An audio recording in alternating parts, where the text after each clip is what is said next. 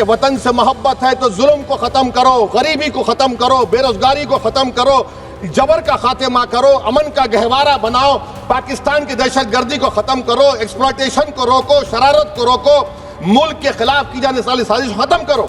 Madam, Bharat एक चमन है जहां पर हर फूल को खिलना चाहिए, और अगर कोई इस फूल के अगर पूरे फूल खिलेंगे तो उसकी खुशबू से ये वतन मुअत्तर होगा, मगर अगर इस चमन का माली ये कहेगा कि एक ही फूल खिलेगा, तो मैं जिम्मेदारी के साथ कह रहा हूं, अगर एक ही फूल खिलेगा तो वो सहरा बन जाएगा और माली माली नहीं रहेगा, वो जल्लाद कहलाएगा। AIMIM सांसद असदुद्दीन ओवैसी ने सोमवार को कहा कि भारत में आजादी इसलिए आई है कि हमने मुल्क और मजहब को एक नहीं बनाया। उन्होंने लोकसभा में वंदे मातरम पर विशेष चर्चा में भाग लेते हुए कहा कि हुकूमत इस पर जोर जबर नहीं करे, अगर जबरदस्ती करेंगे तो ये संविधान के खिलाफ है। अगर हम वंदे मातरम को वफादारी की पहचान बना देते हैं तो आप महान स्वतंत्रता सेनानियों का अपमान कर रहे हैं। उन्होंने आगे चिताया कि किसी भी तरह से देशभक्ति को किसी एक धर्म या पहचान से जोड़ना संवैधानिक सिद्धांतों के खिलाफ है और इससे सामाजिक विभाजन बढ़ेगा। मैं इस्लाम को मानने वाला बावकार इंसान हूं और मेरे मजहब की बुनियादी तालीम तौहीद है, ला इलाहा इल्लल्लाह, नहीं है कोई खुदा सिवा अल्लाह के। और कुरान में अल्लाह क्या बोल रहा, इय्याका नाबुदु इय्याका नस्तईन, तुम मेरी इबादत करो, मुझे मानो। मुझे कहां से मिल रहा? आर्टिकल 25 से मिल रहा है। मुझे कहां से मिल रहा है? Liberty of thought, expression, belief, faith and worship से मिल रहा है। तो इसको जोड़ना यह बहुत ही खतरनाक होगा। और हमारे प्रॉफेट मोहम्मद सल्लल्लाहु अलैहि वसल्लम जब मदीने को गए तो उन्होंने उस वतन के लिए दुआ की, कहा कि अल्लाह मदीने की मोहब्बत हमारे दिलों में और इजाफा कर दे, मक्के से ज्यादा कर दे। तो ये इस्लाम, मुसलमान होना, हमारे ईमान में मुल्क की मोहब्बत बीच में नहीं आती।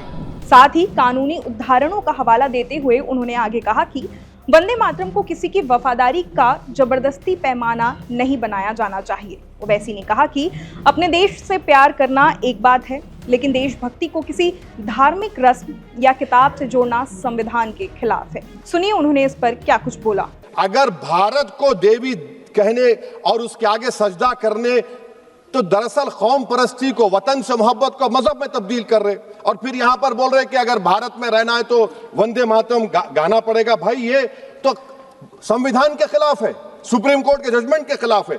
अगर वंदे मातरम मैडम कौमियत का मियार है, तो फिर सवाल ये है कि हजरत मोहानी की कौमियत क्या थी जिसने इनकलाब जिंदाबाद का नारा दिया?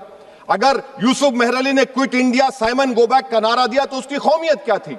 अगर हैदराबाद से मौलवी अलाउद्दीन, जो मक्का मस्जिद का पहला मुजरिम है काला पानी में, और तुरेबाज खान जो मारकर लाश को लटका दिया गया था हैदराबाद में 8 दिन तक, उसकी कौमियत क्या थी? अगर इनायतुल्लाह काफी जो जिहाद का फतवा अंग्रेजों के खिलाफ दिया मुरादाबाद में, जब उनको 2 दिन में फांसी की सजा दी गई, और जब फांसी की सजा के ओर जा रहे हैं तो इनायतुल्लाह मौलाना काफी की जबान पर क्या था? वो रसूलुल्लाह हमारे प्रॉफिट की नात पढ़ रहे थे। क्या पढ़ रहे थे?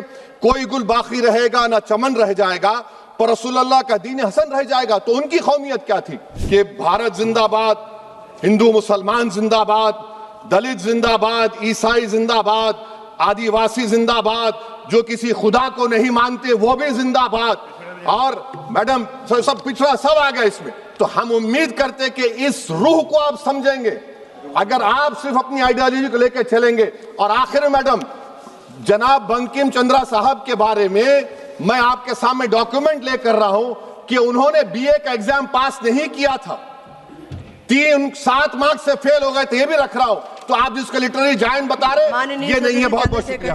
AIMIM सांसद ने वतन परस्ती को मजहब में तब्दील करने का आरोप लगाते हुए कहा कि वतन मेरा है और हम इसे छोड़कर नहीं जाएंगे, वफादारी का सर्टिफिकेट हमसे मत लीजिए। वहीं आपको जानकारी दे दें कि PM मोदी ने आरोप लगाया था कि कांग्रेस ने 1937 के कलकत्ता में रखे गए अधिवेशन में वंदे मातरम के कुछ अहम छंद हटा दिए थे। साथ ही उन्होंने दावा किया था कि इस फैसले ने बंटवारे के बीज बोए थे। अब सरकार का मकसद राष्ट्रगीत से जुड़े इतिहास, इसके महत्व और स्वतंत्रता आंदोलन में इसकी भूमिका पर व्यापक स्तर पर चर्चा कराना रहा। हालांकि विपक्ष ने इस पर कहा कि सरकार पश्चिम बंगाल चुनाव के मद्देनजर वंदे भारत को मुद्दा बनाना चाहती है और इसके छंदों को हटाने पर पॉलिटिक्स कर रही है। खैर, इस पूरे वीडियो पर आपकी क्या राय है, कमेंट करके जरूर बताएं।